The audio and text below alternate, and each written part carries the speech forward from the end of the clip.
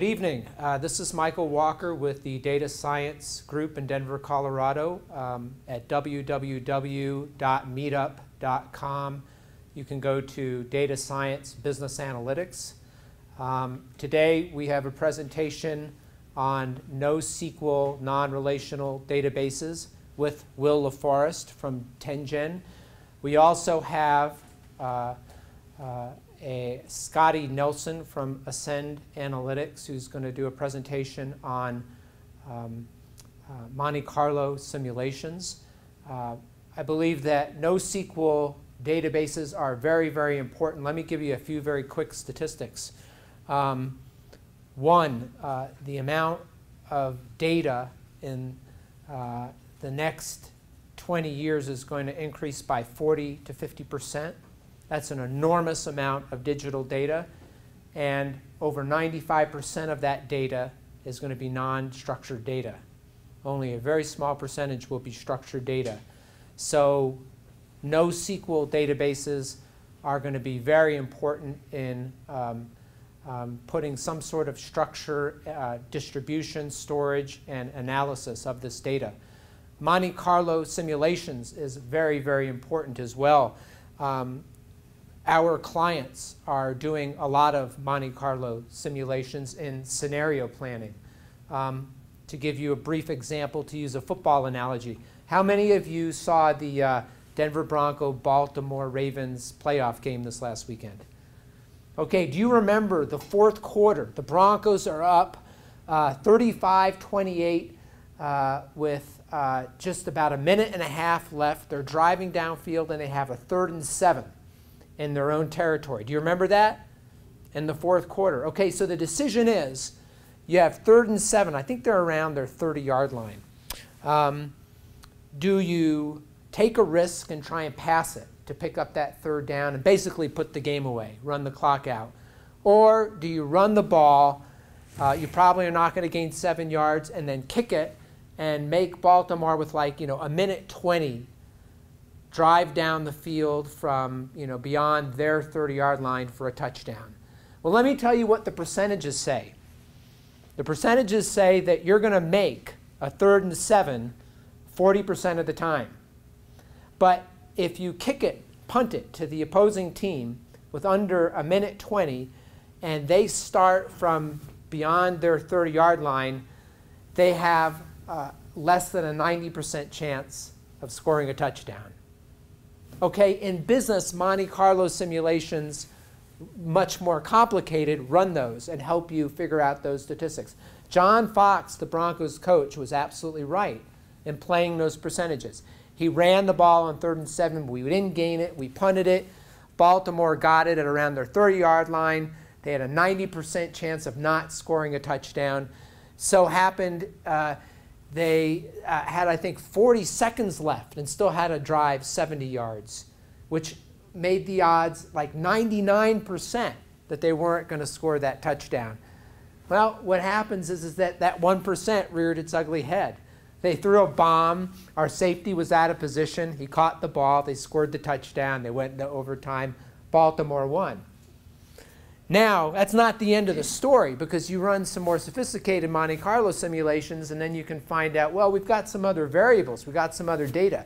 Baltimore's got a middle linebacker who's old and slow. And we got this little rookie who's cat quick. And if we send the little rookie who's cat quick over to the middle linebacker's area, maybe he has an 85% chance of catching that ball and gaining the 1st down. So you run these Monte Carlo simulations in business, and it can be used for public policy. And you run hundreds, thousands of these different simulations. You figure out what the odds are so that the policymakers, the business executives, the managers, even the line people can make better decisions. You forgot the most important variable, which is the curse of the Tebow, which is going to be around for quite a while. Okay, we'll talk about that another time. The curse of the Tebow. The curse of the Tebow. And without further ado, I'd like to turn it over to Will LaForest to talk about NoSQL databases, non-relational databases, and what he terms antisocial databases.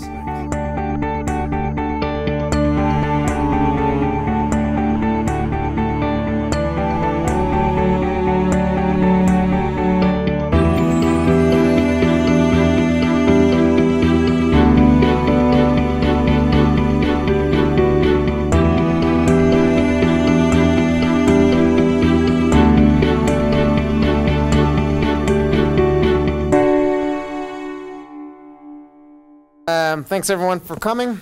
So I'm not going to give you a long history lesson because I already did that earlier. Relational databases invented 40 years ago. It wasn't clear they were going to become the standard, but they did. A lot of things have changed since then. But the one thing that sort of stayed constant in the enterprise has been the database, right?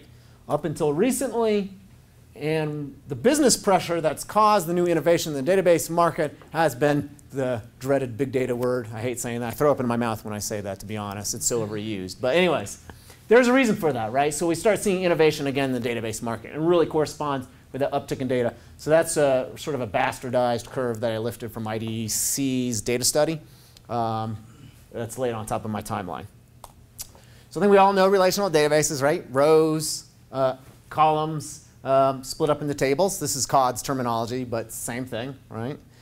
And the way I model an entity is by spreading it across multiple tables that are related to each other. So let's take the example of a blog post. Suppose I want to store a blog post in a relational database, right? Most of my data might go into a main blog table, right? But tags I might separate out into another table. Author information I might put in another table, right? Because one author could have multiple blogs. I don't want to reproduce it over and over again. And the notion is when data comes in, right, I shred it up and I spread it across all these tables, removing redundancies, okay? And when I want to get it out, I hit the main table, I hit all the other tables, and I put it back together again and return it, right? And actually, this has worked really, really well, right? One of the reasons why it's been so useful is because data stored in relational databases are very compact. And of course, 40 years ago when COD came up with relational theory, this was a lot more important than it is now. So even up to 5, 10 years ago, the cost of storage and memory as compared to software was sort of not where we are today. The other thing that's sort of underappreciated, I think, with the relational database technologies is at the time, you really had to know what your data looked like, and you actually had to know what questions you were going to ask. Because the way it worked is you set up your data structure, and then you wrote some code, and it would traverse your data structure, coming up with the answers, right? And the promise that SQL and relational databases made, they said, look, if you can specify what your schema looks like ahead of time, right, SQL will allow you to ask any question you want to. And that was a huge, huge leap forward. And that's why that coupled with the fact that relational models allow you is a very rich modeling tool, why it became the dominant database. Because you can solve many, many problems, right? Very compact. The rigid schema helps optimize joins and storage. There's a massive ecosystem of tools that's been around for 40 years, right? So it's proven and tested. So enter big data. I think we all know what it is, but the point is there's sort of 3 main conceptual components that people lump in there. Volume, velocity, and variety. And to have a big data problem, you don't have to have all 3. You can really just have one. I mean, some problems might just be a question of variety, right? You get all kinds of crazy stuff coming in. You have no idea what it looks like, doesn't adhere to a schema. On the other hand, you might have something like sensor data or SIGINT in the intelligence space, where you know exactly what the data looks like, but it's so incredibly fast, right? It's so large in volume. It's very structured that it's hard to handle in a relational database. If I actually go back to the relational database, some of its strengths actually now become weaknesses, right? So those 3 components actually map itself quite well to some of the problems that you have in relational databases. For one, right, the whole issue of the data variety and volatility, right? Remember, with a relational database, I need to know what my data looks like ahead of time. If I don't know what it looks like ahead of time, it's going to be very, very difficult to store. So that's where you start doing very exotic relational database schemes to try to handle sort of generically data. It just doesn't work very well, right? Or you have to change it frequently. And the whole data modeling exercise, dropping tables, coming back, it's just too painful. One of my favorite examples of this, and it's a super simple case, is Craigslist, right? Craigslist uses MongoDB now, right? But before that, they just used MySQL. And law enforcement said, look, there's a lot of creepy guys and gals. I don't want to be, I can't even remember the term. But a lot of creepy people on Craigslist. So we want you to keep all your posts for basically forever. And said, OK, fine, we'll do that. And the guy who wrote the book on performance MySQL computing was in charge of this program. And what would happen is every 6 months they might add a new feature on, right? They may add on a geospatial or a category or some aspect about the author. They do an alter table command, and 3 months later it would finish. And that's for one property, because their data was so massive. right? And that's just the tip of the iceberg when it comes to variety, right? So needless to say, they switched over to MongoDB, and many NoSQL databases have this property that, if I add another property, no big deal. I don't have to go back and transform all my data because it has to adhere to some storage format that's dictated by the schema. Volume, relational databases don't scale horizontally. They usually scale vertically. So if I need more power, I get a bigger database. And then the transactional model. So transactions, particularly doing distributed transactions across different data structures, really, really important, right? The problem is doing distributed transactions is not required for every business problem, and it introduces a lot of overhead, which is an impediment to dealing with some of the velocity that we see in big data. So enter sort of NoSQL. The term is relatively new, but non-relational databases. I've been there for a while and relatively successful. My favorite example is mumps, right? And that thing's been around since the 60s. In fact, it wasn't even a database at first. And it's still kicking, right? It's unbelievable, but it is. And so that's we still use in McKesson. Oh yeah, it's for our EMR product. Yeah, it's used in the VA. It's used across lots of commercial places, and that's a NoSQL database. And actually, you can almost think of it as a document store because of the way it works, right? It's not exactly a document store, but it's akin to it. I think the bottom line is that one, NoSQL doesn't mean don't use SQL. It means sort of the right tool for the right problem. It means SQL is not the only fish out in the ocean, right? As a collection, they're actually very different products, right? The only thing they really have in common necessarily is that you don't use SQL to access it, right? How it's stored, the data model, feature sets, completely different across them, right? But they do have some common motivations. One is they all want to be horizontally scalable, right? And schema flexibility. That's one thing they sort of all share, trying to achieve that.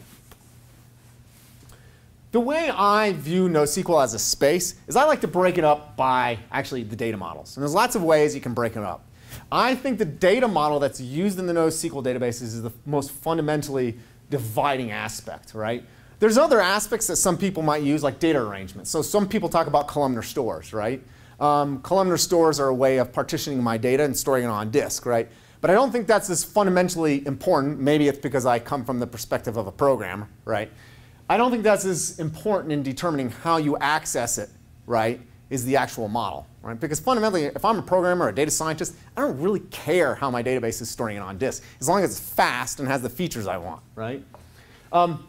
So the three categories I'm going to talk about today are key value stores, big table descendants, and document-oriented stores. Graph databases are also very cool, but they're not generally as general purpose, right? So they solve a very niche problem. And so, it's just, I have enough stuff to talk about as it is without going into that. So start off with key value stores. So the idea with a key value store is probably most people that are programmers know hash maps, right? All key value store is essentially a distributed hash map. I have a hash map. I distribute it across a lot of nodes. And hashes are really, really great, right? Because it's order one, right? If I hash something, it's a mathematical function. It doesn't matter how much data I have. It's never going to change how long it takes for me to generate a space in an index or look up its place in the index, right? Now, there's complexities and things that affect it when you start distributing, but it's very, very fast, okay? And the idea is I have some key and then some chunk of data. Some are types, some are blobs, but the idea is I want to look up that piece of data based upon a key.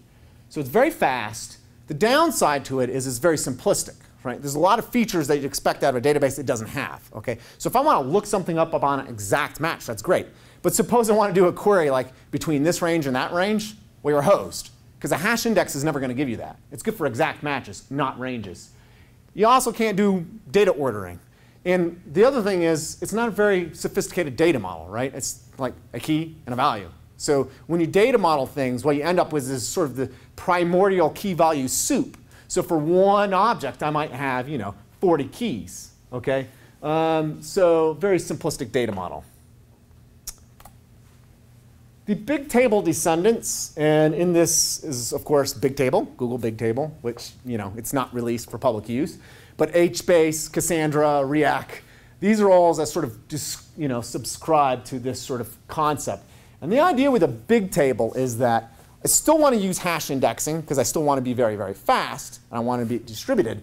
But now what I'm going to do is provide a little bit of richer data model. So with a big table descendants, right, what I do is I set up what's called column families.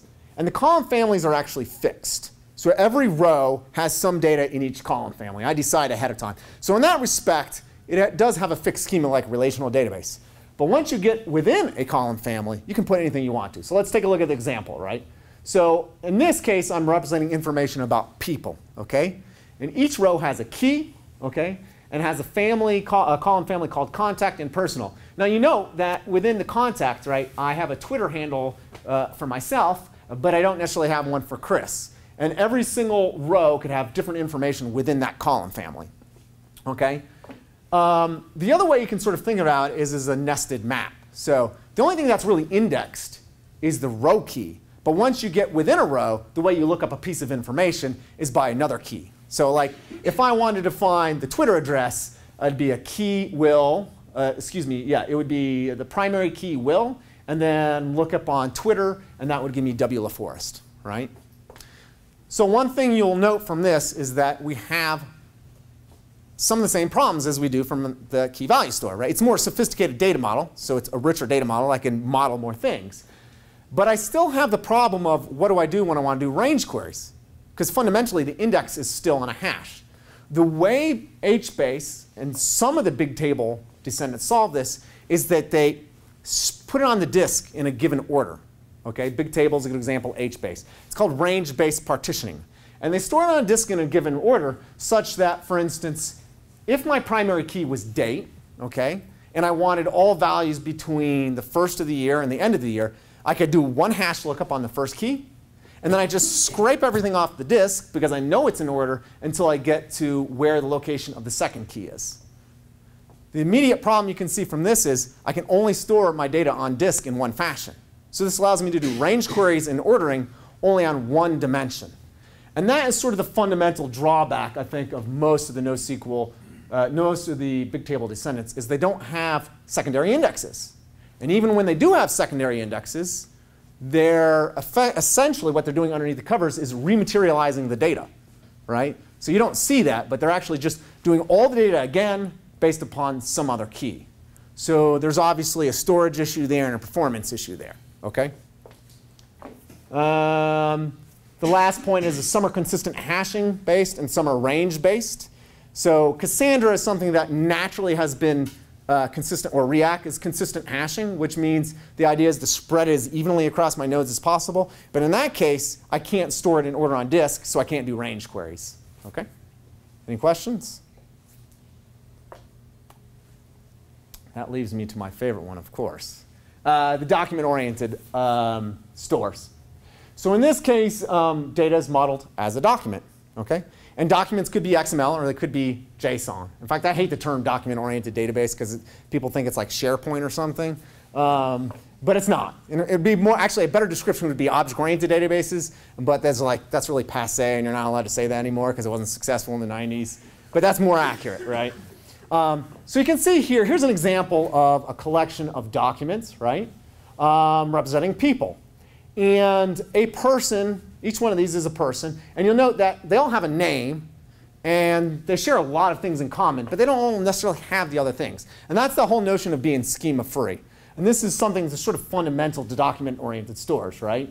They're schema-free. It's a very rich data model, right?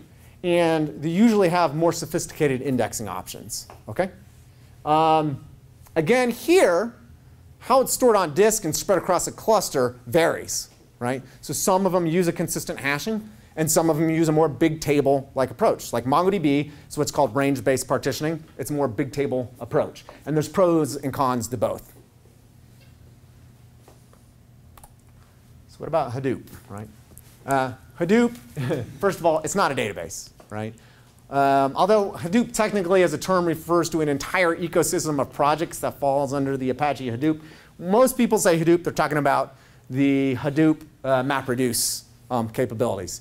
And the idea here is I want to run some sophisticated Java algorithm, right, across a massive data set. And it's really, really good at parallelizing that across your cores. And doing so in such a way is that you don't have to ship data around. You get this notion of data locality. So data doesn't have to move, right? It's read off of a local node, okay? So it's really great at grinding through data. And for a data scientist, that's huge, right? Because a lot of times as a data scientist, you don't necessarily know what statistics, what kind of algorithms you're going to do ahead of time. You just don't know. And so the fact that you can actually run a custom program and get reasonably decent times is really, really important. So times when you want to use it is when you can't use an index, right? If you can use an index to solve a problem, it's always a better construct than actually literally doing a full table scan, which is what Hadoop is doing every time, right? It's reading everything off the disk. It's really, really fast, but it still has to read everything and process everything, right? If you have very custom algorithms, maybe biometric matching, retina scans or something, as far as I know, there's no index to do that, right? And it's actually really good for doing things like ETL. So a lot of times you see Hadoop in combination with a NoSQL database when I just have a whole bunch of garbage coming in, right? And you don't know what that is. Like, I could put it in a database, but it's not going to be doing me any good if they have nothing in common. You need at least some notion of a structure. So I think it's, when people say NoSQL databases are great for unstructured content, well, in my mind, once you put it in the database, there's always some kind of structure. There's at least one unifying aspect to all your data. Otherwise, there's no point in putting it in a database, right? If there's nothing unifying about your data, leave it on the file system, use Hadoop all day, right?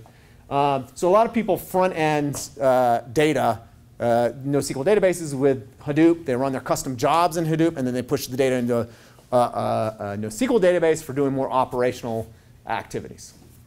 And the final thing I would say is a lot of NoSQL offerings have their own native MapReduce. Whether or not you use Hadoop or the NoSQL database is MapReduce sort of depends upon the problem. MongoDB is the same, right? We have native MapReduce, but we also have a plugin for Hadoop that allows you to run Hadoop jobs against MongoDB and actually intersect it with the indexes. So you sort of get the best of both worlds, right?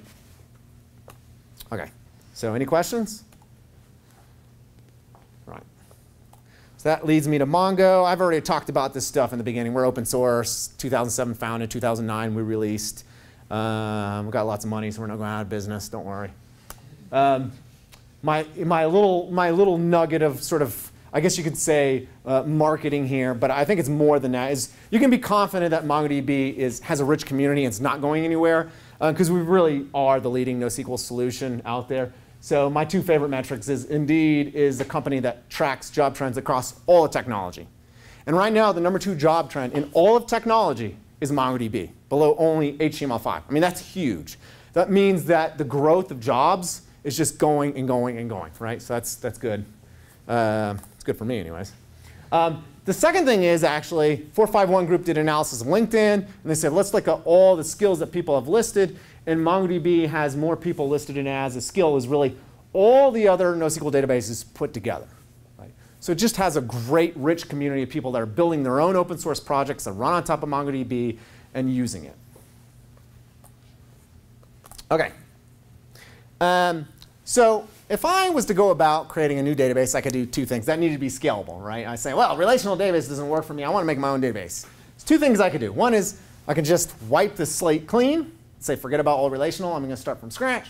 Or I can actually go the other direction and say, look at relational databases. Let's figure out what didn't work in a distributed fashion. Okay? And they both have their merits. I will tell you that we came from the angle, let's look at relational databases and figure out what didn't scale, right? Because our founders, Dwight Merriman and Elliot Horowitz, right? They believe that a lot of the success of relational databases was due to its rich capabilities. So that's the way they went about it. And the two things, so they said, let's keep rich. We want a rich data model. We know we need that. We know we need the ability to do sort of ad hoc queries, like you can do in SQL. And we want fully featured indexes. Those are all essential.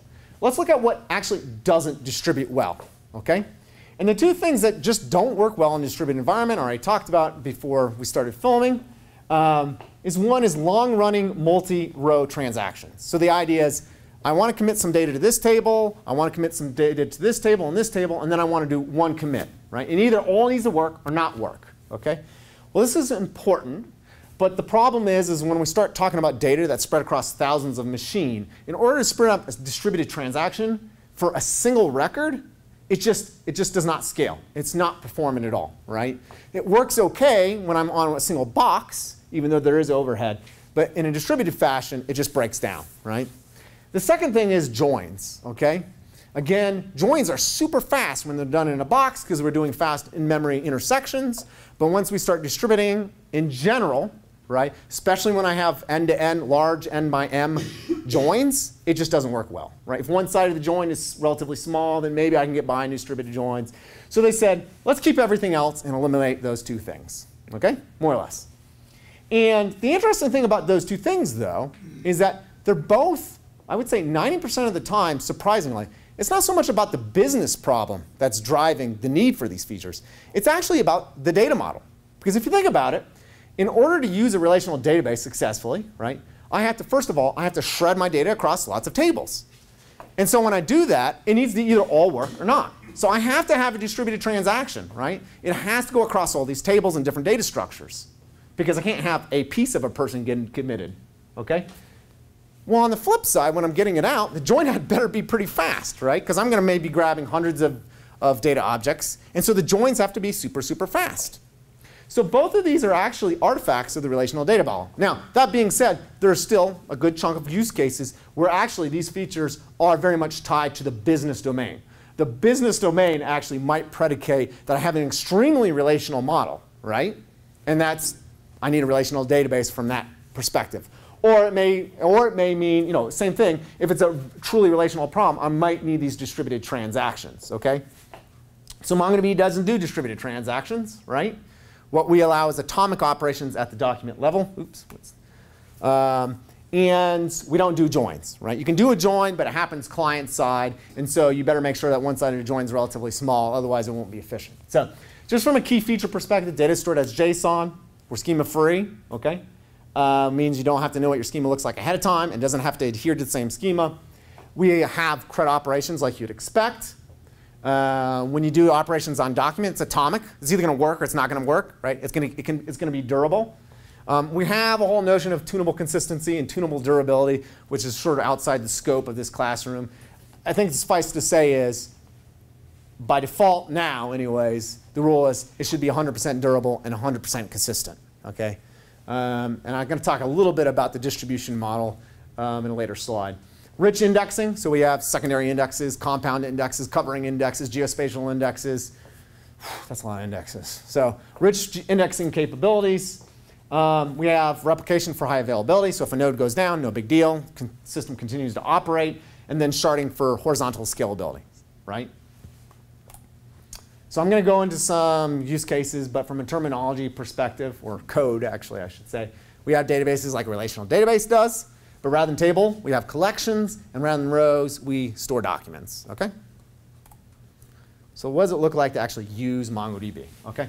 These examples are actually in JavaScript. As it turns out with MongoDB, what we decided to do is not have sort of a homogeneous access language like SQL.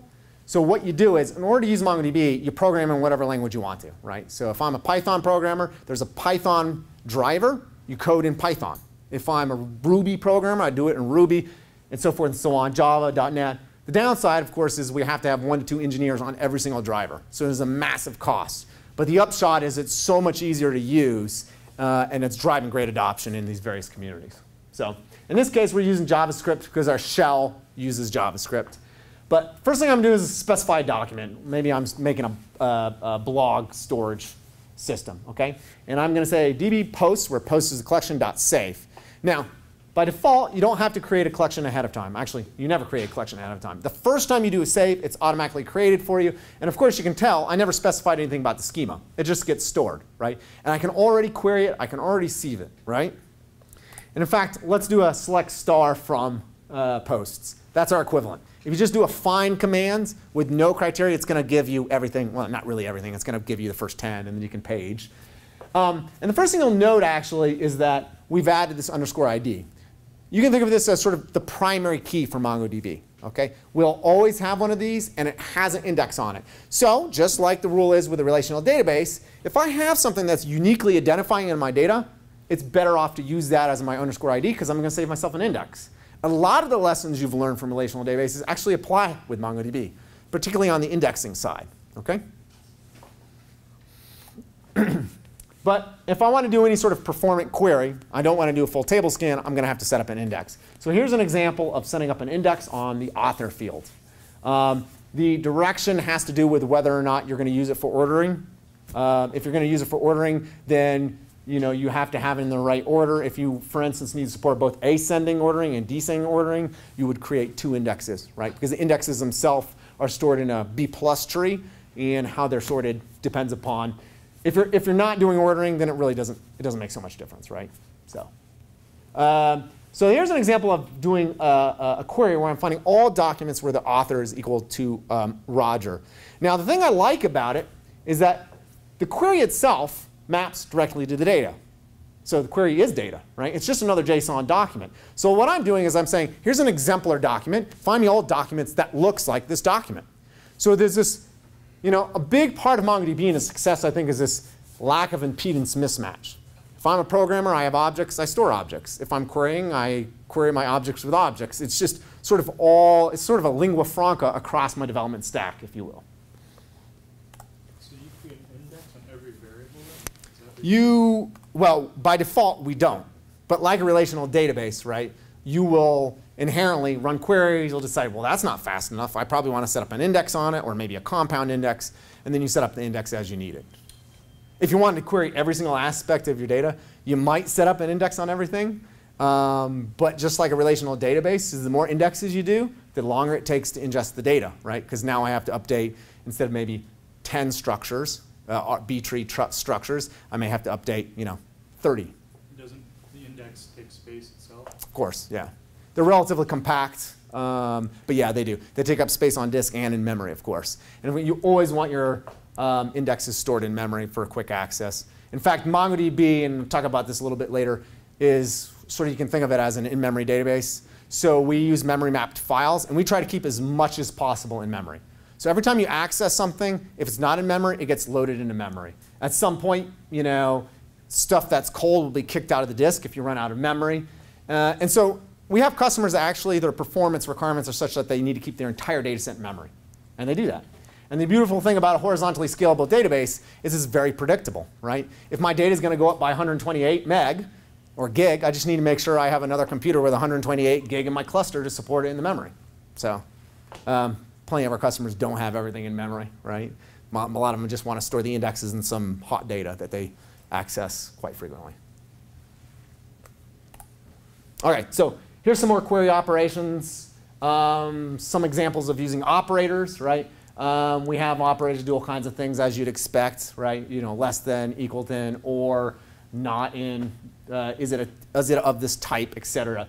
So the top one, I'm saying find me all documents where I even have a tags field, right? Because not all documents may have that. We're schema free. The next one says find me all documents where the author matches this regular expression, okay? And in certain cases, we can actually use the B tree to optimize this and hit the indexes. But as you probably know, it would be very, very difficult to come up with a generic index to support all regular expressions because it can do pretty much anything you want it to. And then the bottom example is a case where I have multiple terms in my query. Find me all documents where the author is Roger, and it has a date that's less than something and maybe more than something else. And I want a count of how many documents that match that, right? So that's sort of select, count, blah, blah, blah, blah, blah, blah. And updates look sort of like this. So we have lots of update operators, and these are atomic, right? So I specify, like in SQL, I specify a matching criteria, and essentially the update I want to happen. So in this case, I say, update the document that matches this ID. And what I want you to do is I want to push this new document onto an array. Well, the previous document I inserted didn't have a comments array. But MongoDB doesn't really care. If it's not there, it's going to actually create the array for you, right? So now, after I've done this update, I take a look. And you can see that I have a new comments array, and my document's looking a whole lot richer. And in fact, this could be as deep as I want to. This comment subdocument itself could have subdocuments, and itself could have arrays. So it's a very, very rich data model. Some examples of more secondary indexes. I might want to index on a subdocument field, and quite frequently people do. So I want to be able to find documents really quick when I search on the author of comments. Okay?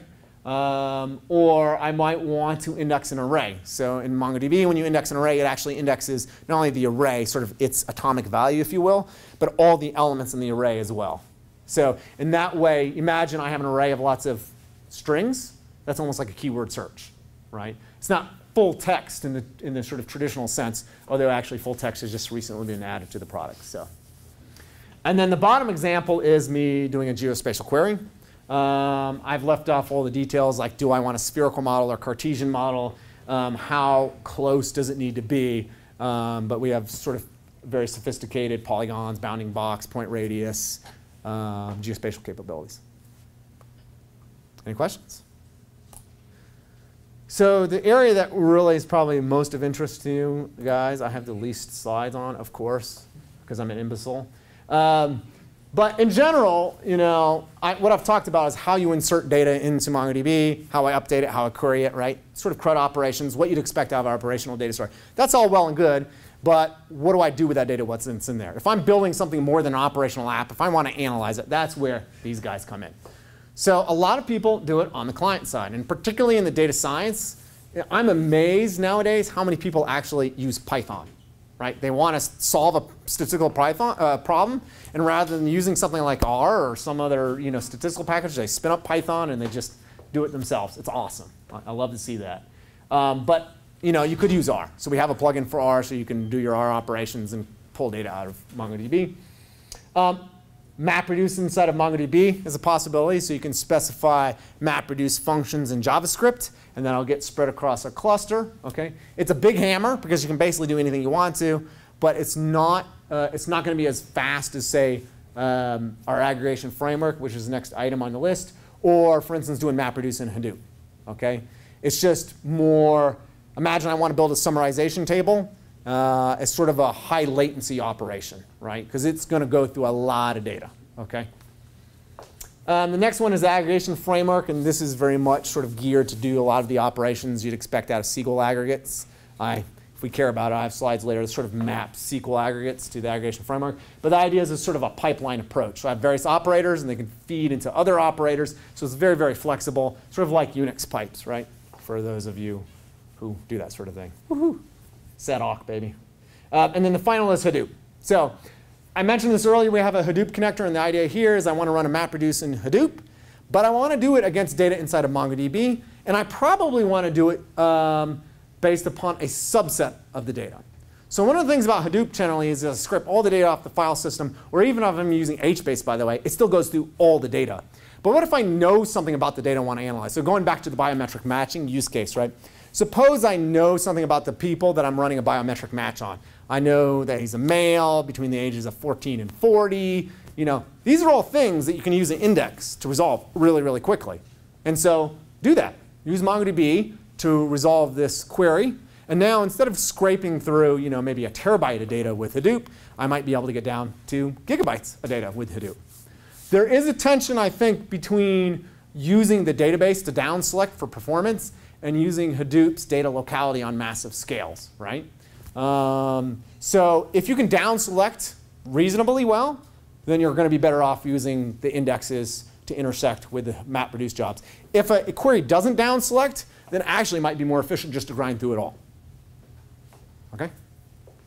And then as far as tooling goes, I'll be the first to tell you that the whole NoSQL space is way, way behind relational databases. When you were talking about sort of, bubbling up the capabilities of these databases to the end users, to the consumers, the people who want to figure out whether or not I want to make a buying decision on a stock or something. 30 years ago, they didn't have these tools around relational databases either. And so we're sort of like where we are now with NoSQL.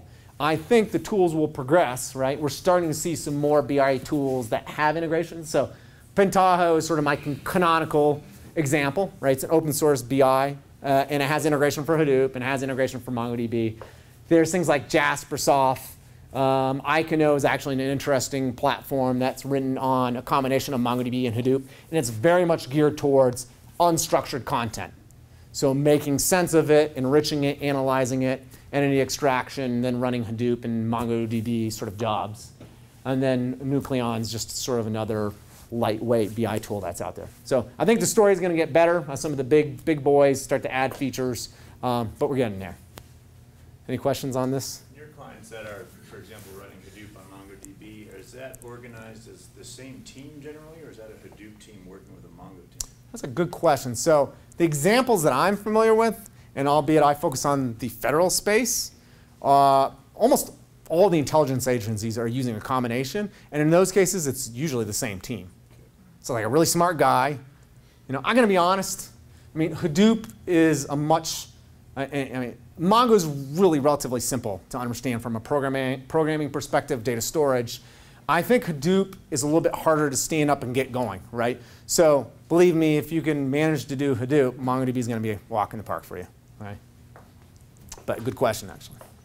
I have a quick question. Mm-hmm. For the, excuse me, what's the security like for MongoDB? Yeah.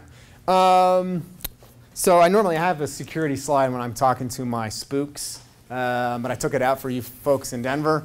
We have lots of spooks. We do. I know. NGA and NRO are out here. Just in Utah, we have the biggest data warehouse ever built in the world. Brand new. Yeah, I know. But Utah's not Colorado, though. No, but it's close. So security-wise, MongoDB has SSL for on-the-wire encryption. So from client to server and from server to server, it can be encrypted. I will say the authorization model and authentication model right now is relatively simplistic.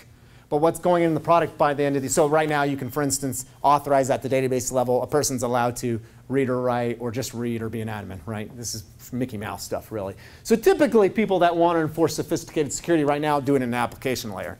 Although interestingly, you know, I actually worked for a database company, a NoSQL database commercial vendor before MongoDB, and they had the richest set of like security features. And the entire 6 years I was there, not a single customer ever used it. Because every customer's authorization model was always different, and it was like too much hassle for them to map it to the security model of the database, so they just did it in the app tier anyways. Have you ever heard of Accumulo? Yep. Mm-hmm. So I just met with the chief architect and founder last week.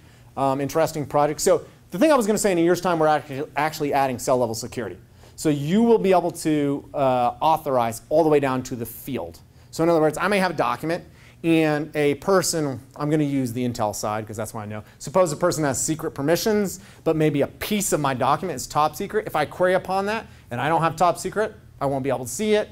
And similarly, if I retrieve a document and I don't have permissions, that section will be redacted. I shouldn't be able to see it, but I might want to see the rest of the document. So we're going to get sort of cell level security a la Accumulo. And we've talked to those engineers a lot to, you know, what are the lessons, you know, what lessons did you learn in doing this? And they bring an interesting perspective to the table. It's not just national security agencies. There are a lot of heavy regulated industries, for example, finance, financial services, yeah, where you, by law, have to have a certain security parameter. And also a lot of other companies that have highly confidential information that they really do need to keep secret. If you can't show them that MongoDB is going to keep their confidential information safe and sound, they won't use it. Yeah, I mean, the interesting thing about those guys, a lot of times it's less about the authorization model and more about things like FIPS 142 accreditation, which is something we're going through now, but it's not there. But yeah, you're absolutely right. It's not just the intelligence agencies. So the two people that we're talking about in implementing this authorization access is financial services and intel agencies. They're primarily where we're getting our feedback. But clearly, the medical space is huge, right, in terms of PI information, et cetera. So again, in the government space, that's VA, and we're working with the VA a lot. So,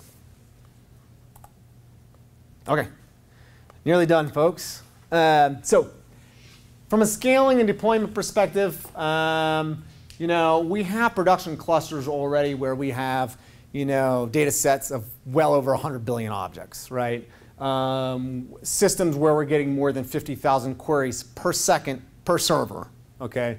And then production clusters where we have 1,400 nodes for a single database. Disney is right now doing that. Their entire social media and gaming platform stores their data inside of MongoDB. So it's a really massive instance. And then there's some other ones I'm not allowed to talk about, of course. Otherwise I'll be shot. How do we achieve the scale? Well, one thing that's kind of interesting is this data locality. Getting back to relational, if I spread my data across lots of data structures on disk, every time I retrieve a person, I probably have to do maybe 20 or 30 seeks, because each table is stored on a different point on disk. And that doesn't seem like a lot, but you know, let's say a seek nowadays is about 5 milliseconds. And if I have to do 20 of those for every single row, and I retrieve 100 rows, and this is a simple case in a relational database, you can see that starts to pile up. And what happens with a document-oriented model, or really, in fact, denormalized models, is I do one seek and one read typically. Or maybe if it's slightly more complex, I might do a few seeks. And so you get a boost in performance there. You get a boost in performance based upon the fact that we store everything in memory, right? We're doing in-memory caching. And then the final thing really is about the deployment model. So MongoDB has 2 units of deployment. One is replication. And what this does is allows high availability, right? And so my data is replicated across multiple nodes. And if one of these nodes dies, for instance, another node automatically gets elected and takes up the mantle. So you never lose writes, you never lose reads, okay? The other thing that's interesting is that you can actually get read locality. So I might have a replica, what's called a replica set, where 2 nodes are in DC and 1 node's in Denver, right? And if I'm in DC, you know, my read would be better off going to a server in DC so I don't have the latency. If I'm in Denver, I want my read to go to nodes in Denver. So the driver, what it does is it keeps track of ping times and will actually allow you to read off these secondaries so you get sort of the data locality in that respect, right? And the second thing, which is really more about horizontally scalability, is sharding. So the notion here is I have a massive set of data. I want to split that across all my servers. So we're not talking about copying the data over and over again, which is really how relational database clusters work. Their idea is if I just copy it enough times and have enough servers working on it, I can speed it up, right? And that works at a small scale, but eventually that breaks down, okay? So with us, you pick some aspect to partition your data, and MongoDB takes care of automatically sending the query to the correct servers or across all the servers if necessary, right? And then pulling it back together again. Completely transparent to the programmer. So I write my programmer on my laptop, right? And the code works when I go to production with a single replica set, and then it works when I need to shard it across a bunch of nodes. So when you shard when maybe your read performances aren't good enough because not enough stuff's being cached, or when you need to allow for more writes, right? I need more spindles writing data, processing transactions. I can spin up another shard. And it's truly an elastic database because not only can I add shards, MongoDB will automatically redistribute the data for me without any intervention, because the idea is you want to keep your data distributed. But if I remove a shard, it'll actually bleed the data out and redistribute it to the remaining nodes. And so this is really important if I'm an organization that has to deal with spikes and stuff, right? Suppose I know when hurricane's coming up, I might want to throw a bunch of shards in to allow them for more capacity. Hurricane's done. FEMA's cleaning up now. It's not my problem. I'm going to remove the shards out, right? So that's about all I have for MongoDB. I have additional slides if anyone wants to drill down to a specific topic, but I know we got an awesome talk on Monte Carlo simulations coming up. So any questions? You talked about being schemaless. Yeah. One of the issues I've seen with schemaless is then you've got to track your schema outside of your database. Yep. Is there any thoughts of how to manage that when people aren't necessarily good about tracking the schema outside of the database? Yeah, that's a great question. So one thing I mean, a lot of times I say schemaless, right? But in reality, we all know there still is a schema, Yes. right? It's just that it's at the application tier. So as a developer, I have to understand what my data looks like. The beauty of course, is I can be very agile about it, right? I don't have to remodel my data. And in fact, I don't necessarily need to know everything about my schema, right? Because different groups might have different pieces of data. I would say that is a wrinkle. And usually the way people manage it is by essentially publishing sort of canonical documents, right? So this is what my data looks like. Here's one version, here's another version. But of course, what you're losing there is some degree of enforcement. Like, ugh, this doesn't match my schema. Let's get this out of there. You don't have the ability without getting all your data to go and look and say, oh, there's this new field out here. Well, there actually is there's a tools out there that actually will maintain a list of every single field for you. So that capability is there. And of course, we're actually adding that metadata field. Because that's great. Because you may want to say, well, I don't know what's in there. You tell me, right? So there are products that do that for us. And that's something we're adding. Is the schema, it sounds like, with your traditional SQL, you design your schema, all your index, your tables, all that in the schema, yep. Using the Oracle. Sure. They design, you lay that out before, then you start adding data to it. This sounds like, you still have a schema, but it's kind of generated on the fly as the data comes in, or you don't need to have a predefined schema to start managing data. So the way I like to think of it, and you're right, the way I like to think of it is agile programming. So I don't know if you guys have done Scrum or XP or anything like that. Everyone has nowadays. But the idea here is that even with a relational database, it's really the same thing. I do a sprint. I model my data, right? I have some notion of what goes in there. Next sprint, it's like, oh, well, I need to add these 3 things. Well, now I got to drop all my tables and recreate it. What we're doing is we're basically saying you don't have to do that step of remodeling on the database side. But you're right. It's sort of an iterative process of building up what your data model looks like. So in that respect, it maps really nicely to agile development. MongoDB does. Yeah. So yeah, it's a little bit more of an iterative process, I would say. But is there also the flexibility that every application can define its own schema and there's no commonality that kind of gets naturally enforced by having it in a relational model? Yeah, I would say that. I mean, you know, yeah, I mean, so that more or less that's correct. Yeah. I mean, there are ways, of course, of enforcing schemas at the application tier. So we have customers, for instance, that have, there's sort of the equivalent of, you know how there's a schema for XML? There's sort of the equivalent for JSON. So, you know, before I actually put it in the doc database, I run it through that. Or there's like, they're not called ORMs anymore because it's not relational. But there's sort of object to Mongo mapping tools. So Spring, if anyone's familiar with Spring, there's a plugin for that. So you can persist your objects straight into MongoDB with no coding. Or there's Hibernate OGM, so you can use hibernation to store objects. So if you use some of these application level tiers, there can be some degree of schema enforcement. But yeah, you're right. Yeah. Is sharding something you want to avoid? Is it expensive because you have to update all the indices and do a lot of copies? So actually, our general rule of thumb is don't shard until you need to. Not so much because of the cost of it, but because of because, for instance, your indexes really don't update. What happens is the data just gets split up. Because actually the way we manage the indexes is the data is sort of in chunks anyways.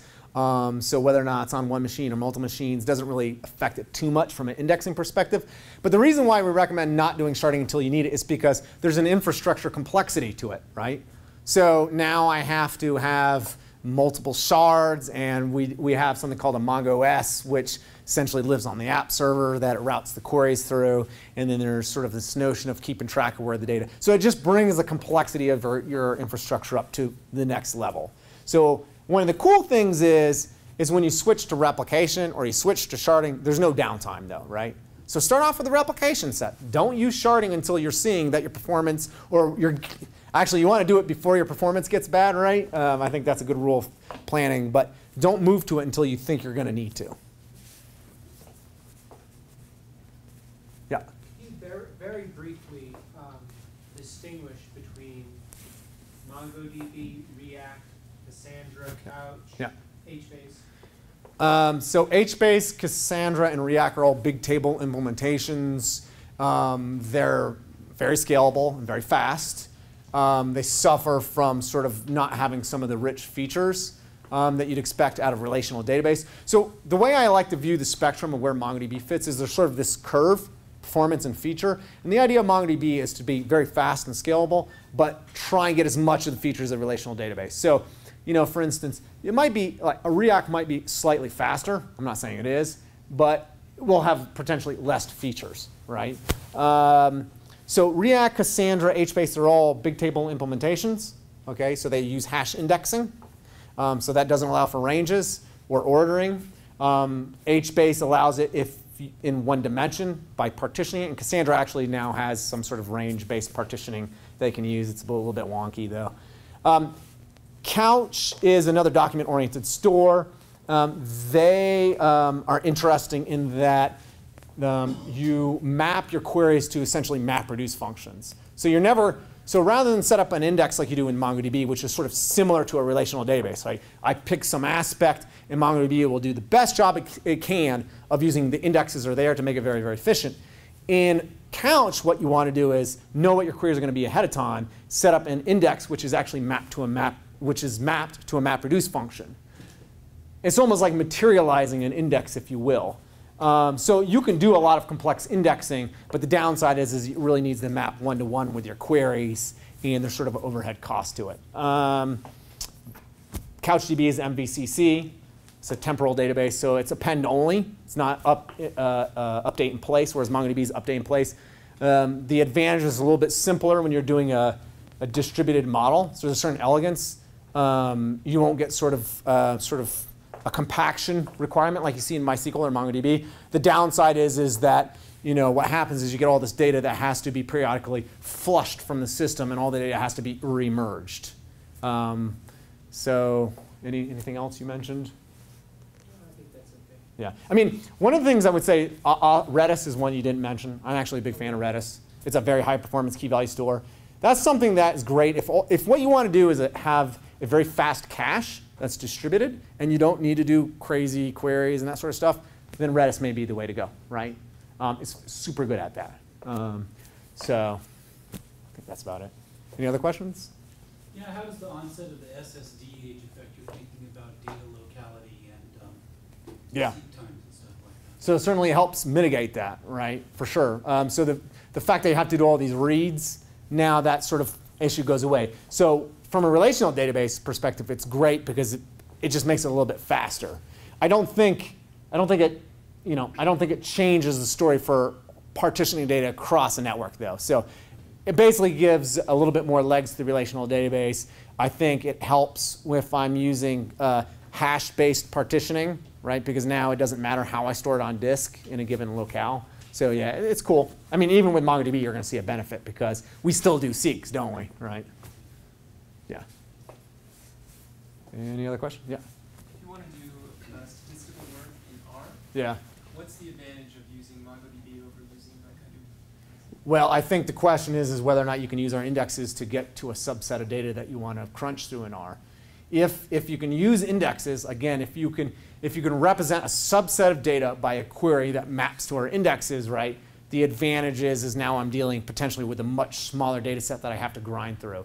If you can't do that, then there's not a whole lot of advantage. And in fact, I think you can probably use a combination of the two. You could probably use R with Hadoop and have Hadoop doing jobs against MongoDB. That's another option. So. Doesn't it really matter what your sample structure is, what your sampling design is? They're not using stratified sampling, random sampling. I think that would be a bigger issue than whether or not you can just crunch through it all. I mean, you do have to worry about that. Well, certainly. Sampling. So. Yeah, I agree. But I think fundamentally how you separate MongoDB versus Hadoop still remains whether or not you can use indexes, right? In either case, you can parallelize your work, but yeah, so. I probably outstayed my welcome now, but thanks for your time, everyone. And if anyone needs to get in touch with me, it's will@10gen.com.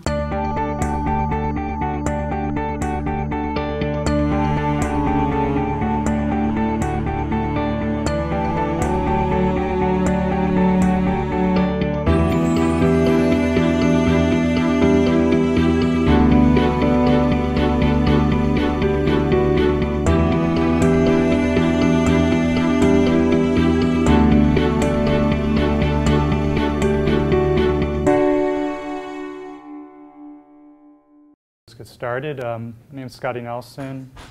I work at Ascend Analytics. We make software for the energy industry. We kind of operate kind of a nexus of like energy and finance, I would say.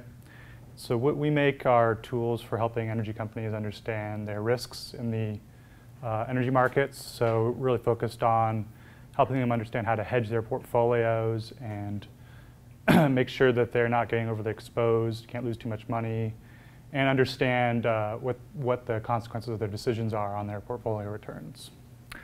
So my talk isn't going to be as much about technology. It's probably going to be more about methodology, I would say. And just because I understand energy, probably more than anything, I'm going to frame most of the stuff in terms of the energy markets. So we're going to talk about Monte Carlo for decision making, and the decision making that we're talking about is going to be making decisions in the energy markets.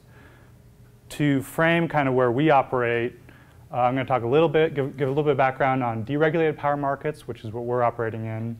It's a little bit different than what we're probably used to here in Colorado.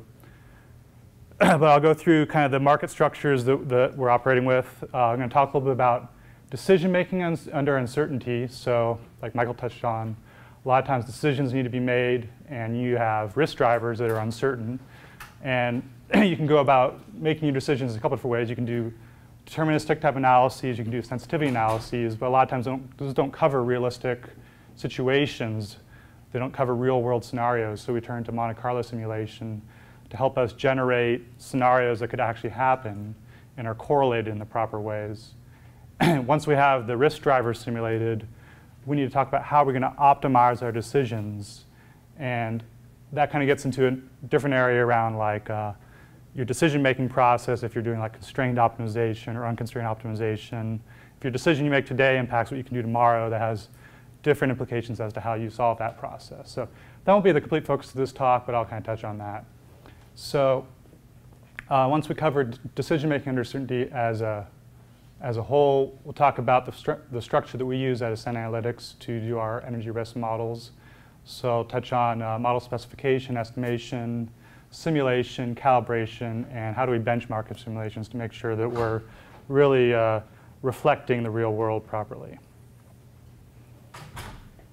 To frame our talk in the right way, I just want to cover, you might not be familiar with what all these questions are asking, but these are the types of business questions in the energy analytics world they might want answered.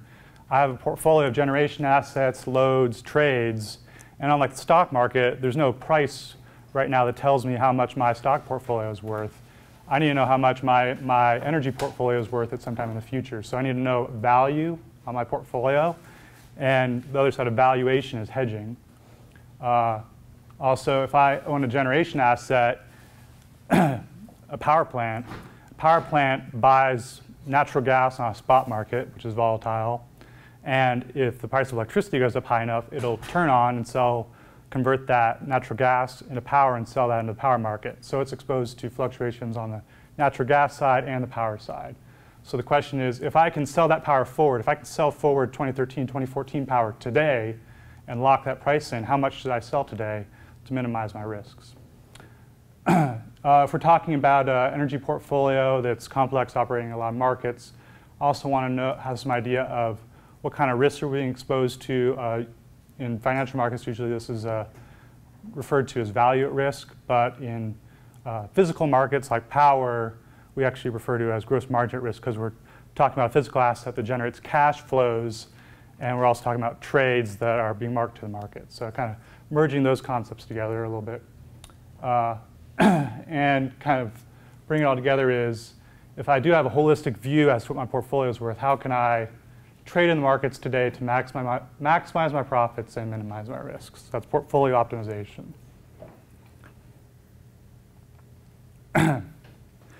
So deregulation, you might have heard about it a little bit in the news, especially with the California deregulation in 2001, 2002 that kind of blew up, kind of made the news there. Basically, in deregulated power markets, we have a decoupling from the traditional setup. So in the traditional setup, you have a utility as a monopoly. They own the power plants, they own the poles, and they serve your load. Since they're a monopoly, they're regulated by a public utilities commission, typically, that sets the rates, and it's just regulated as monopoly. In a deregulated power market, what happens is we have a split off, where the generators are split off from the loads, and they both sell power into the market. So it all goes through the independent system operator here, who kind of makes sure the whole system flows properly. So we move towards a setup where generators are bidding their capacity into the market, and loads are also bidding and buying power. And so we have, on an hourly basis, power markets are settling, and if it gets hot, the prices go up.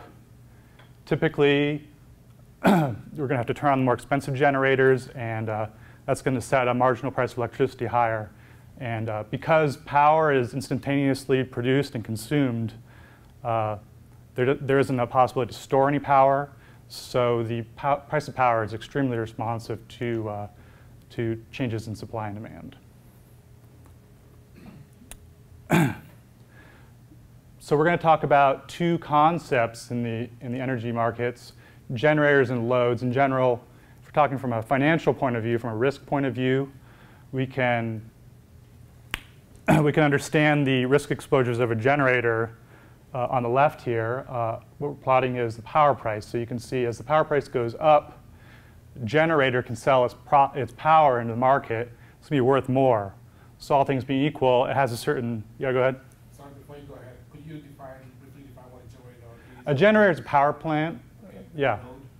And a load is basically a company that's set up to procure power on end users' behalf. So a load would be someone who comes and cuts a deal with you and says, I'm going to sell you power for this fixed rate. And then they're obligated to go procure that from the spot market and sell it to you at that fixed rate. Okay. Yeah. Kind of like a broker, exactly. Exactly. Do they provide the infrastructure to the consumer, or is the generator still on that? No, the infrastructure is owned by the transmission network typically. The load might have a stake in the distribution network, but that's not really important for the concepts we're trying to understand here. Yeah, the important concept is there's a generator who bids power or who sells the power, and the load buys the power is the basic point. So as the power price goes up, the generator can sell its output for more money. It makes more money. The load, since the load he's struck a deal with you usually, you pay a fixed price, and he has to buy it from the risky spot market. And so you can see here as power price goes up for a load, he has to buy high and sell low to you. He's going to lose money. But if the price stays low, he can sell high and buy low, so he'll make more money. I thought load was demand. Load is demand, but I'm talking about, I guess, load-serving entity is what I mean here. A retailer, a broker who's buying the power and providing it to you. That's what I mean here. You could imagine these a little bit as calls and puts in Yes. regular financial markets. Yep, that's exactly the analogy in the financial markets. This is a short forward, and that's a long call, exactly. So the result of our analytics is to help understand what these risk exposures mean. So this is just some sample output. Right here you can see in the blue line, the blue dots in the upper left-hand, kind of a downward slope. So this is the result of many simulations, and this is how much, under the base case, this load would have made or lost. And you can see we have this slope. We can see the sensitivity of the load. Now, I don't want to get into too much detail, but load is doubly risky because load has to buy high buy high and sell low when prices move up. And also the end user, typically when prices move up, that's like when it gets really hot out, and they tend to demand more power. So the load has to buy more power at higher prices and deliver to you. So they get screwed over twice, you could think of it like that. So there's a volumetric risk on top of this price risk the load's exposed to. But you can see down here is that when we layer in the optimal hedge, this blue distribution of profit and loss, which is fairly risky, once you layer on the hedge, you can see how the tails get sucked in. So this is across many different simulations. And you can see we've reduced the risk of this portfolio here. So this is kind of the sample output that we're trying to get at here with our decision tools. Any questions?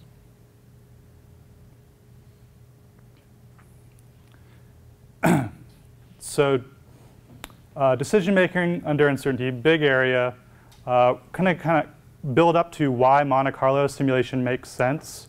And then we'll talk a little bit about, once you do have Monte Carlo simulations, what you can do with them to make good decisions.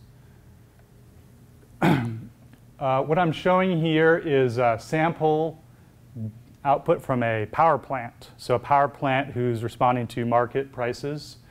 So shown in the blue is the spot price of electricity on an hour-by-hour basis for a week, I think, here. And given that spot price of electricity, the red line shows how the generator would optimize its dispatch pattern. So it's turning on and throttling up and down to try to make more money or save money in the lower price hours. And because the generator, you can't turn it on and off, basically the decisions you make today have impact on what you can do tomorrow. So you might see certain hours where, like for example over here, the price dips down quite a bit, and so it might cost quite a bit to stay on. you would think it would throttle down, but it doesn't actually throttle itself down. It stays on because it wants to capture this high price hour as well. It's not worth its while to ramp down and ramp back up again. So those are how the operational constraints are playing into the optimization problem here.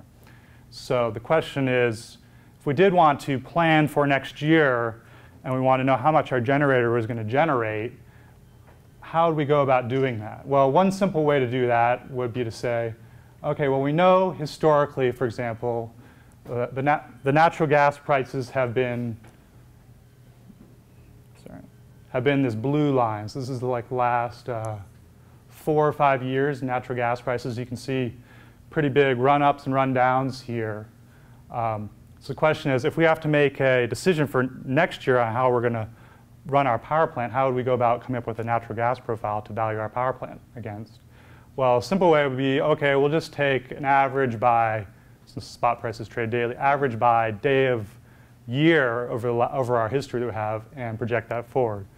Well, that does give you something to work with, and you can see here, that's the green line, so that's kind of our expected spot price profile for natural gas.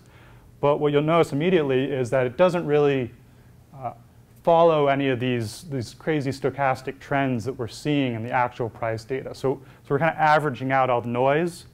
And if we're trying to value a power plant that runs maybe like 10% of the year, it's never going to run in that scenario. So it's theoretically worth nothing under this type of planning model. And that's not accurate. Same sort of thing here. This is the electricity prices. So you can see electricity prices can vary pretty wildly. Typically, they'll stay in like the $50 range, but occasionally they'll shoot up to $300, $400, $500. And these are actually day-ahead prices. The real-time settle prices are even noisier. But you can see here, when we look at the green prices over here, we've averaged out all the variation. So once again, we're not really going to come up with a good planning model out of this. The implied heat rates, they're basically a measure of the spread between power and gas, kind of how much you can make if you turned on. You can see also here that we've averaged out a lot of that variation. So the question is, if we're going to do that, we'd probably lead to a biased decision. Well, next step would be like, okay, well, what if we just ran some sensitivities where we have some high gas prices and some low gas prices, some high power prices and some low power prices? Well, that sounds good, but the question is, are you going to stick to those profiles that we showed before? We saw the shapes are not even really realistic. Now you're talking about generating ad hoc scenarios that, maybe 5% up on the gas and don't move power at all. Well, that's not really realistic. When power moves up, gas moves up because they're highly correlated together. So you're not really going to capture that kind of real-world behavior in any type of simplistic sensitivity analysis. And then the other key point, if you're a little bit more mathematically inclined, is that if you're trying to evaluate a function that depends on some random variable x, well, that's not going to be equal to evaluating that function at the expected value of x. It just doesn't work out that way because of the nonlinearities in the problem. So how do we resolve this? What we want to do is turn to Monte Carlo simulation. So Monte Carlo simulation, I wouldn't be turned off by the term. It sounds fancy, but basically it's specifying some kind of parametric model that represents the world in a structured fashion and then simulating that model so that we can create realistic simulations of things that could actually happen. And in these simulations, if you have power and gas, if you have forced outages on your unit, you have hot days, those are all correlated in the right way. So it's really important to capture those correlations because, especially in the power markets, you have these structural relationships that are causing things to happen. It gets hot, load goes up. When load goes up, you walk up the supply stack and you start turning on the more expensive power plants. The market clearing price of electricity goes up. And also when you tend to have more power outages because the loads are overloaded, the lines are overloaded. So you want to be able to represent those physical drivers, and you want to understand the uncertainty around that. And then I'll get into this next. We also want to make sure that we're benchmarking against history, because anyone can generate simulations. You can generate random noise and say, hey, I have uncertainty now. But if that noise you're generating doesn't benchmark against the distributions historically, then that's unhelpful noise, I would say. So it doesn't help your decision making in that sense if you have a bad model to start with. Any questions so far? I'm kind of going a little bit fast probably. Yep. What are you speculating for? Like, what's the time frame? Going day by day, hour by hour? We're kind of, in our framework, we're blending together everything from hourly out to kind of annual.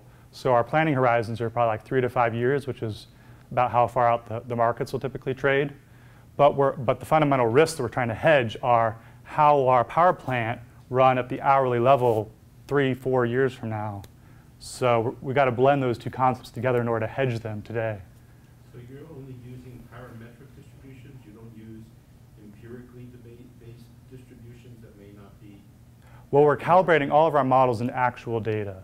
So we're fitting statistical models. But when you use the Monte Carlo, you don't use empirical distributions? Oh, you're asking if we just bootstrap from them? Yeah, I mean, are you? No, well, we don't just straight up bootstrap. Typically, you don't get enough variation, at least for the stuff we're trying to do, just by straight bootstrapping, because you don't necessarily have a period in your history where you hit a $1,000 power price with like a 50-degree temperature day, but you will if you run Monte Carlo simulation. The model and how many times you run it. Well, I mean, we're limited by the history of data that we have in the energy world because the markets are changing so much. Data you have from 2002 isn't necessarily relevant anymore. But if you have a model that kind of makes everything fit together in the right way, you can simulate from that and still have useful data. That leads into my question, what's the quality of your historic data? It can be spotty at times, yes, because the power markets are relatively new. It's not like IBM stock has been trading for like the last 50 years. You might have new markets in California. If you try to fit data on California market from 2002, it's completely useless because Enron was manipulating the markets arguably. The structures were different. So that price history isn't necessarily relevant anymore. Do you ever, I understand your point about not, but that would lead into the use of potentially extreme value distributions, using those, because all the models you typically use actually would go into one of 3 extreme value distributions. So do you ever work in the space of extreme value distributions? We're not using extreme value distribution so much. We're trying to understand, I wouldn't say we're trying to come up with the black swan events so much as try to come up with a holistic framework to value the portfolio and understand the impacts on things. I could see the application you're talking about though. That would probably be more on the straight up value at risk side. But we're trying to do more like what we call values at risk, values at right. We're trying to do more of a, there's definitely a place for that, but we're trying to do more of like portfolio management, I would say. Yeah.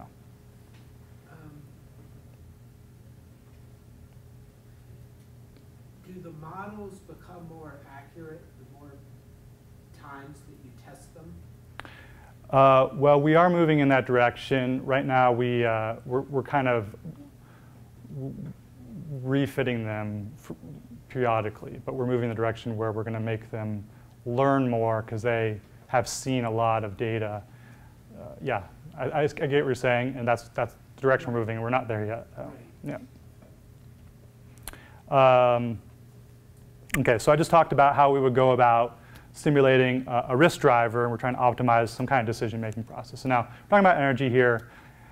You could extrapolate this to other situations, of course, but the key point is that once you come up with simulations of your risk drivers, you want to use that to optimize some kind of decision-making process. So Michael was talking about football the other day. That's probably a little bit more sophisticated example because you have actions you're making interacting with decisions that the other team's going to make, so you have a little more of a game theory thing going on there. But you also have very high-quality historical data. You do, yeah. To see the percentages. Right. But you're absolutely right. Good point. What we're talking about here is typically not from the game theoretic point of view, but more from a straight-up optimization point of view. But if you're going to make, like, for example, to value a call option, like we said. So a call option, for those who don't know, is I bought basically the right to buy a stock at a certain price at a future time period. And if the stock price goes above the strike, I can exchange my ticket for the stock and I can sell the stock to the stock market, and I make a profit of the stock price minus the strike. And if the stock price ends up being below the strike, it's not worth anything. So there's a simple decision rule here. If the option's in the money, you exercise it. If it's not, then you don't. So if we have many different simulations of prices, we come up with a distribution of values for that stock and use that to value how much I should pay today for that call option. Now, if you have something a little bit more complex, like a power plant is subject to operational constraints. Like I said, you can't just turn on and off a power plant. If I turn it on, I got to keep it on for a little bit. If I turn it off, I got to keep it down for a little bit. So given that the decision that I make today is going to impact how I can run tomorrow, how do I optimize that decision process? Well, the answer for that sort of problem is usually provided through dynamic programming. We won't get into how that works, but basically it's kind of recursively estimating the optimal decision process given risk drivers. Yeah. Any questions? Yeah, I have a question about, actually going back to the discussion with Jeff. When you're doing your distribution fitting, are you agnostic about which distribution, what sort of distribution you're trying to fit your empirical data to, or do you have a pre-selected distribution in mind in the sense that, you know, I know that this particular variable is going to be log-normally distributed. I'm going to fit it to the best log-normal distribution that I can, you know, be a maximum likelihood or whatever. Or do you go through several different distributions and just choose empirically based on what you get the best fit for? Yeah, I'll get into that next. But yeah, we basically have parametric distributions, I would say conditional normal models, for the most part regression models that we're fitting. Just because, yeah, one, it's simple, and two, our data tend to have better relationships with each other. If you try to go a non-parametric route, it doesn't really buy you a lot, in my opinion.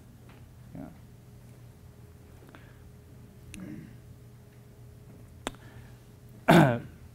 So I'm just going to kind of touch through the framework that we have set up at Ascend Analytics for doing our simulations and valuations and portfolio optimization process.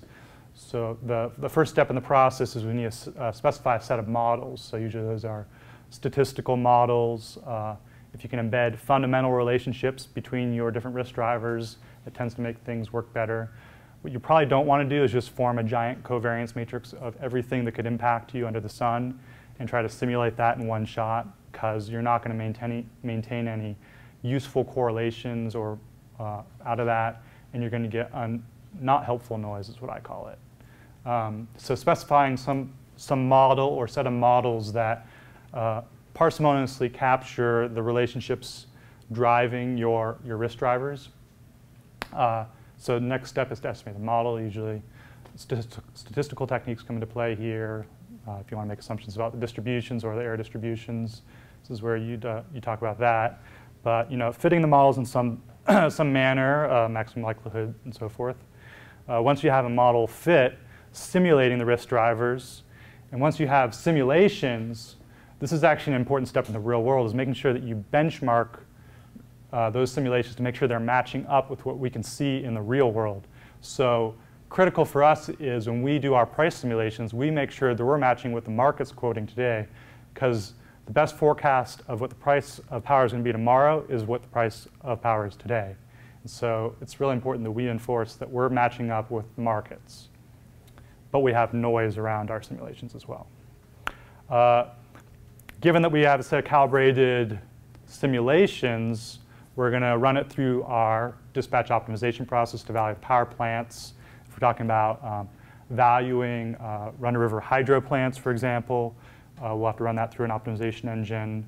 We're going to layer that together with any trades that are on in the portfolio, any loads that are being served, and kind of roll everything up. And what we end up with is probability distributions on how much money you're going to make, how much fuel you might consume, how much water you're going to let out of your dam. And you can make all sorts of inferences at that point. You can say, OK, if management asks me, what's the probability that we're going to hit budget? I can tell them. If management asks me the probability that we're going to have to spill the dam because we had too much river flow this year, and we can't use that to make electricity, I could tell them. If management asks me, you know, what's what's the chance that we bought way too much gas and shale gas is coming online and we're really scared and how much money we're going to lose? I could tell them that. So you can draw all sorts of inferences once you have this framework set up. I think it's important to emphasize that the framework is really like the foundation of the house. Once you have the framework built, you can tweak with the models. You can tweak with the optimization process and so forth, but you really have to have the framework set up first to draw any sorts of conclusions. So just important to keep in mind. So here's the way our process kind of integrates together. We blend together the physical drivers that we believe cause electricity prices to form the way they do with what the financial markets are quoting. So in the upper left-hand corner, we specify models of weather processes. And so we simulate weather processes, and we use that to drive models of electricity demand, loads. Given the load simulations, we use that to drive models of spot price simulations, so power and gas simulations. So at that point, we have kind of hourly electricity spot prices, daily gas spot prices. And we try to calibrate those against what the financial markets are quoting. We're also modeling what they call the forward markets in another module. So we kind of combine those results together, and we get a calibrated set of market prices that we run through our optimization routines, and then we roll it through our summarization engine to give you the results. Any questions?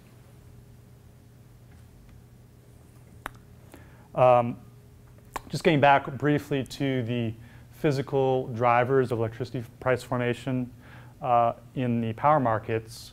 It's no different than any other market where you have a supply and demand curve. So this line down here is the supply stack. So this represents like your cheaper coal assets typically sit at the bottom of the supply stack. The next more expensive ones are typically your combustion CCs, and then followed by your peaking units, which are typically pretty expensive to run. So that's the supply stack. The downward sloping line is your demand. Typically, that's really steeply sloped. We say demand is inelastic. Basically, consumers don't really care about what the price of electricity is. They're typically shielded from it. So when it gets really hot, they'll still use just as much electricity. They don't tend to try to dampen their consumption in any way. So what happens in the real world is, as it gets hot, this demand curve shifts over to the right, and we end up in a more expensive part of the supply stack. And so this ends up being the market clearing price of electricity. All these guys turn on, and they all get paid the market clearing price of electricity.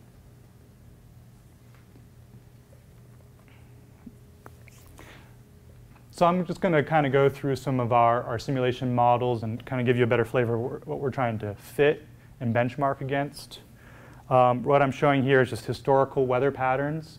So in the upper left-hand corner, I'm showing, it's kind of hard to see, but min and max dry bulb temperatures on a daily granularity, probably for like the last 10 years for, I think this is in Southern California. So what we'll notice here is that there's definitely like a seasonal pattern. You have hotter summers and cooler winters. And if we did drill in a little bit, it's kind of hard to tell, but you see these patterns in temperature, I'm sure you're all well aware, where if it was hot or if it was cold today, it's more likely to be cold tomorrow, but sooner or later it's going to start getting warmer again. So we have this kind of autocorrelation, but a reversion to a mean. So that's what we try to capture, along with the seasonal variations that, summer is hotter than winter. So on a temporal basis, we're trying to capture those types of correlations.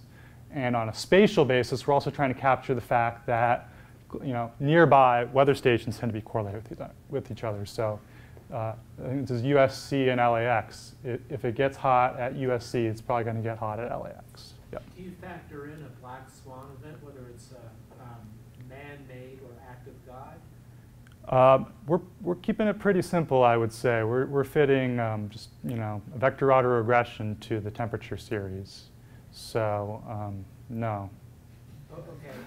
Comment. 2 quick questions, and then we need to wrap it up. One, all right. It appears to me that if you improve the quality of your data, your models will work much better. Up to a point, yes. 2, have you factored in the Internet of Things to your models. For example, in the near future, everything's going to be tagged, including people, and everything's going to talk to one another, and a computer is going to keep track of every single object and person on Earth. And so, for example, you could, if you leave your house to go to work, your thermostat can go to low, right? And then when you're coming home, you can hit something on your mobile phone, and the heater will come on, and the temperature will rise in your home. That will change the entire economics of power, correct? That would change it a little bit. Yeah, I would agree with you there, but I mean. So that's something that's coming sooner than you think. I mean, the maturity, the phases of the Internet of Things will take time, but at least the simple stage is here and is right. Right. So third thing, there are new advances in shale oil that's going to change the supply and demand. Correct? Yep. How do you factor this in? Our argument is the market factored it in, so we're calibrated to the market, and the market tells us. But in a way, you're helping your clients with forecasting. How do I predict within a range of probabilities the price of oil in 3 months, 6 months, 9 months, a year, and then therefore, how do I create a hedging strategy to protect myself from the downside risk? I may limit my upside risk a bit, but at least I'm not going to suffer a catastrophic loss. Right. So yeah, we say bad things happen when you disagree with the market. So we make it so our model agrees with the market is the answer to your question there. We calibrate into the market, but then we acknowledge the uncertainty around the market, essentially. But still, you're giving your client probabilities. Yes. Yep. Basically. Yep. And right. See what? So, and I'm just wondering if there are other models that you can use. Yeah, there's other types of models, like the fundamental models. That's not really our specialty, but they would be, the fundamental models would typically be run on more of a deterministic basis and fed into our model as like a target. I may be wrong about this, but with machine learning and greater compute power, you're going to be able to use ever more sophisticated Monte Carlo simulations and run exponentially more of them and create more accurate probability. About that, but that's all about finding leading indicators and beating the market. And there are a lot of things that are being done in that particular field for the actual stock market. And maybe at some point or another they could be applied to this. But it's trying to beat the market, and if you lose big. And there's also there's variation. There's various sources of variation. There's a point at which, as they would say in the market, you have, systematic and non-systematic variation, and you can do something with the non-systematic variation, but with the systematic variation, you're screwed up to that point. So I mean, he's going to face variation as well in his models. Whatever he does, there's going to be variation. So you're still going to have uncertainty when you come up to the end. There's still uncertainty around the models themselves. But you would agree, at least theoretically.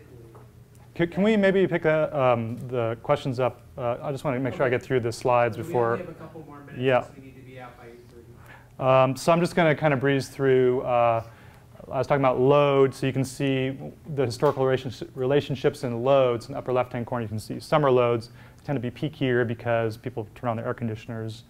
In the upper right-hand corner, you can't tell, but the scale is lower. It tends to be driven more by like lighting loads. So you see more of a humped behavior when people wake up in the morning, turn on their lights, go to work, and then they come home and they turn on their TVs and so forth. This is what I would call usually the bananagram, the load temperature relationship. So you can see there's not a linear relationship between load and temperature. You tend to have this depending on how much heating load there is, kind of a flatter slope here and then a steeper slope over here where air conditioning really has a big impact on the load demand. So we try to fit that with a general regression function. Usually we want to put a polynomial or a spline on the temperature component, try to capture that nonlinear part of the relationship, and that's really what drives a lot of the load simulations. Just showing some benchmarking results here where we're looking, we simulated it over a historical horizon. We're looking at the historical distributions versus our simulated distributions. This is how we get some confidence that we're matching up or lining up. In the upper left-hand corner, this is by month distributions, mean 5th, 95th, and over here, by hour, mean 5th, 95th. So you can see we're capturing both the seasonal components pretty well and then the shape pretty well in our simulations. And if we go back to the bananagram, you can see the red dots are the historical weather and load, blue dots are the simulated weather and load. We're capturing that weather-load relationship in the way we'd expect, and we're enveloping it to acknowledge the uncertainty. Spot, I'll kind of skip over some of this stuff, but basically we simulate spot models. And what I want to get into is just kind of some output results is, at the end of the day, what are we ending up with, and how can we use this to answer our questions? So coming back to our questions, like what is my portfolio worth? How much money can I lose? Well, this is the kind of analysis you could put together at the end of the day. The expected value of this energy portfolio is, in this case, pretty big, $630 million. This area between the mean and the P5 is sometimes called the gross margin at risk. It's how much earnings are at risk, you know, given the uncertainty in the markets and so forth. And if we plot because we have the simulation data, if we plot the gross margin simulation by simulation against the prices simulation by simulation, we can get an understanding of what the sensitivity of our portfolio is to movements in the power markets. So in this case, we could fit like a regression line, for, super simply, and we'd see that every time power markets move up by $1, we make another $19 million. Or if they move down, we lose $19 million. So the optimal hedge, given the probably at the money forward contract is trading about $50 here, would be to sell forward about 1,500 megawatts of power today to lock in the value of our portfolio and immunize ourselves against that risk. So if you have any questions, feel free to email me. And if you want to get in contact with me, we are looking to hire analysts and developers, so let me know. Thank you, Scott. We're in Boulder. We're in Boulder.